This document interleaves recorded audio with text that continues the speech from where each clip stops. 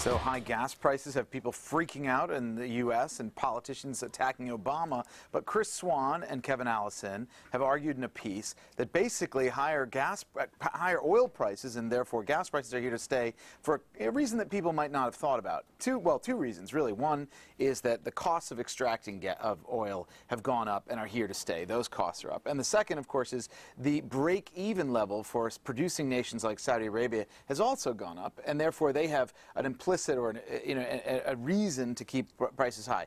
Why don't you explain the first point about Well, I think everyone is focused on Iran and the short-term factors, but if you look at the long-term factors, there are very good reasons why oil can't any longer fall below a certain price, probably about $80, which is doesn't mean it can't. It means there are many forces that will marshal against them falling. There are many forces that will marshal against it. So imagine, for example, the price does fall below around $80.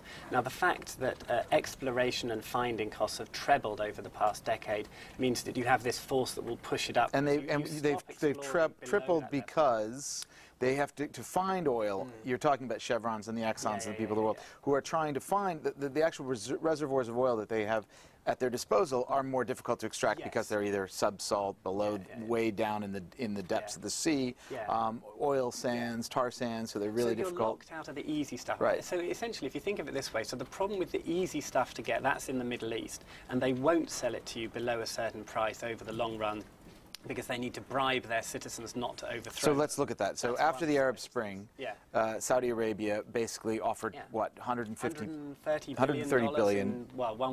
Basically social welfare. Bribes to social welfare is what we call it, I think, in diplomatic terms. And that social welfare, now that cost is associated with the budget of Saudi Arabia. That basically pushed up by about a third the price of oil that Saudi Arabia needs to break even. And this stuff is dirt cheap to get out of the ground. That's like no cost at all. They can get it out for $5 a barrel. Right. And then on the other side, you have the Chevrons of this world. They're locked out of that kind of very cheap oil. But now they can't find the ultra cheap oil because one of the arguments, of course, is when oil falls at a certain point, or when when you've got, I don't know what, $60 barrel of oil, it becomes uneconomic to do whatever, the tar sands or some of the subsalt stuff. So, but you're saying that it's not going to get below that. Precisely because all of these interests are aligned, including the Saudis, in keeping prices extremely at a certain level. Over the long run, if the price does fall, then you stop exploring in these oil sand areas, you stop the deep sea, and so the supply goes down, and then the price goes up again. All right, I think I got it. It's a chicken and egg story in the oil market. All right, thanks, Chris. We'll be back with more Breaking Views tomorrow.